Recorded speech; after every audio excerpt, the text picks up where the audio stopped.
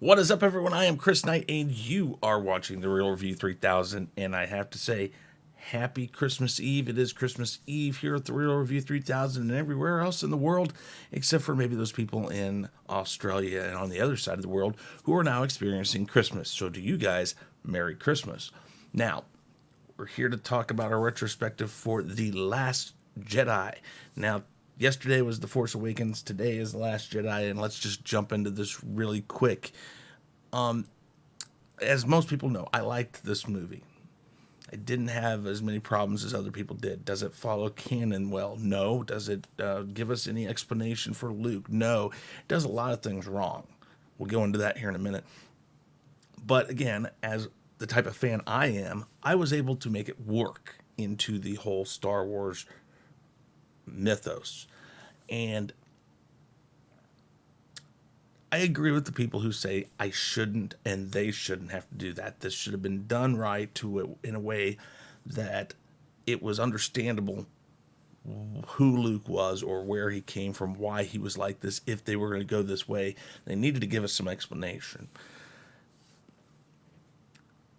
Again, I don't apologize for the wrongs of this movie. And as you'll see, actually, I find more wrong with it than I find right with it. I just enjoy the movie. It was pretty, it looked good, and it was fun to watch. Now, I've always said it's not a Star Wars film. It doesn't come across like a Star Wars film. It isn't shot like a Star Wars film. But there were some good things. So we're going to go into the good things really quick here. Good. We got Luke. Luke's back. Yay. We got Luke finally. After waiting a whole movie, here he is finally. The got cool lightsaber fights.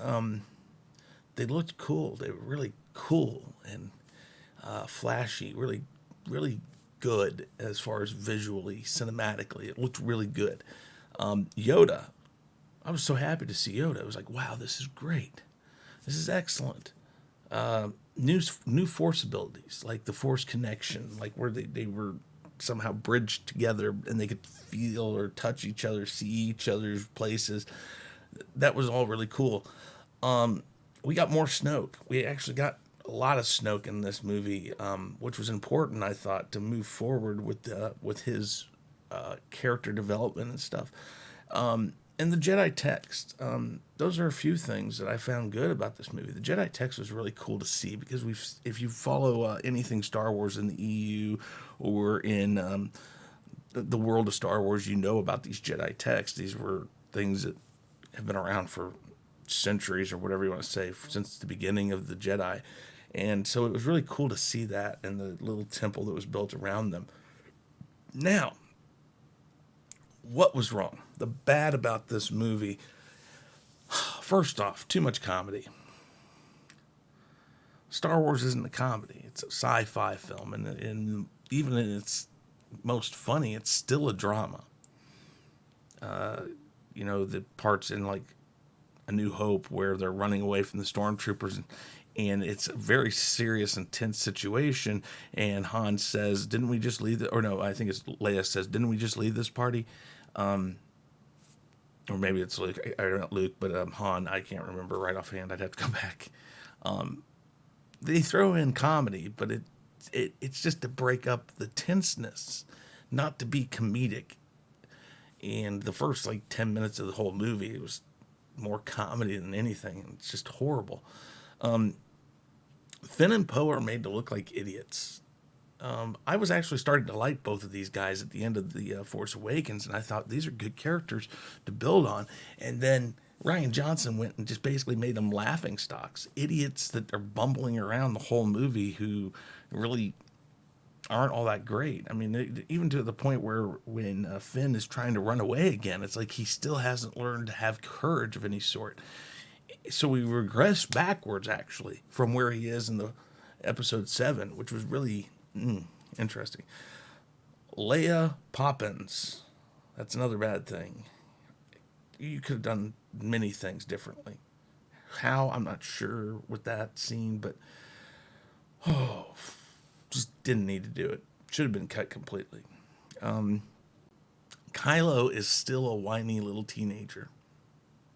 He is. He's just mad. He's mad because it isn't the way it's supposed to be. Snoke doesn't like it because I got beat by a girl. I love Kylo. I love him. He's such a great potential. Again, this movie just killed potential for so many characters. Is it really Luke? There's the big one. We don't know anything about the 30 years. So when we hear him trying to kill Kylo and all this stuff, we don't know. It's like 30 years.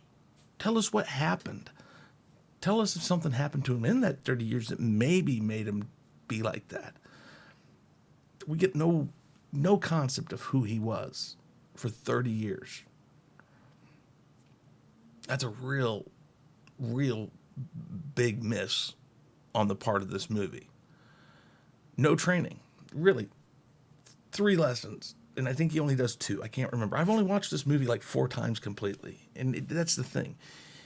So like he says he's going to give her 3 lessons, and I think he only does 2. Maybe he does all 3. I don't remember. But there's no training, no real training for Rey in this. Again, so that makes her character totally pointless, and it makes her fall backwards in character development. That's the thing.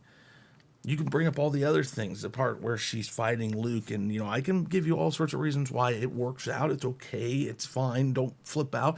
But it is true. How is he not able to just dispatch her? He's playing with her at the beginning of it, and then she just catches him off guard. Well,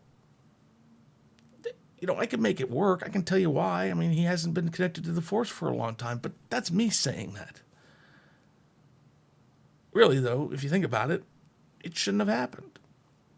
I agree with everybody. It should not have happened. Then there's Cantabite. What the hell for?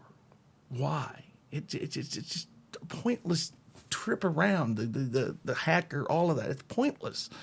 Maz Kanata's in it for 5 seconds. Maz is kind of a cool character who I would have liked to see more of, but she's not in this that much. Again, character development moving forward with new characters is none. Zilch. None. Pointless side quest. It's completely pointless side quest. That's what it is.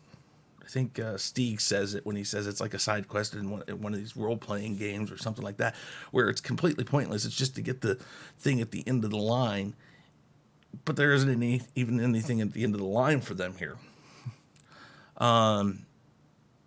Lightsaber battles are just cute, flashy dancing. That's all it is. It's not even real lightsaber fights. If you go back and you watch them, and there's videos out there, it just looks really crappy when you slow it down. You see all the faults and stuff. It looks pretty. It looks good, but it's not anything that's really going on there. It's just a bunch of people spinning and twirling around each other. They kill off the main bad guy. You don't do that, especially when you set him up the way you do. You don't do that. The main baddie does not get killed off. That's the thing, people. And they do it. Admiral Holdo, not only a pointless character, but the Holdo maneuver. Again, can I justify it? Sure, I can justify it, but it is pointless in the Star Wars universe. There's no point in it. When did we ever talk about fuel? I mean, they talk about fuel 90% of this movie. When did that ever really come up? They kill off Admiral Akbar. That pissed me off.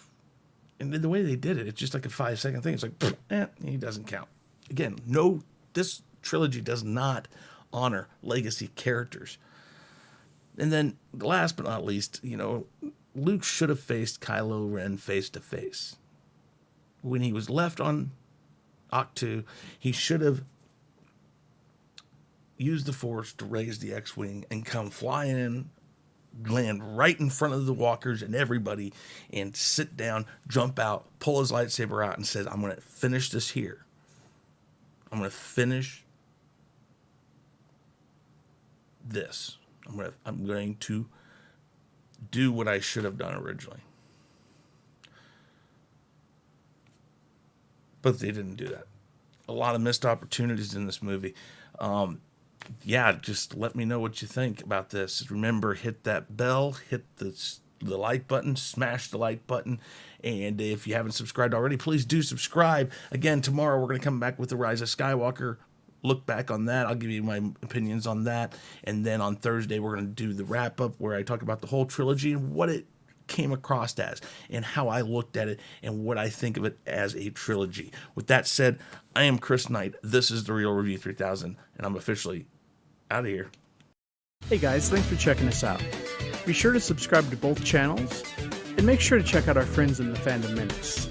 You can find us on YouTube, Twitter, Facebook, Instagram, and BitChute, and you can also send us an email at sean@seanstackhousereacts.com and chrisknight@therealreview3000.com. Be sure to swing by our Teespring store to pick up some awesome merchandise.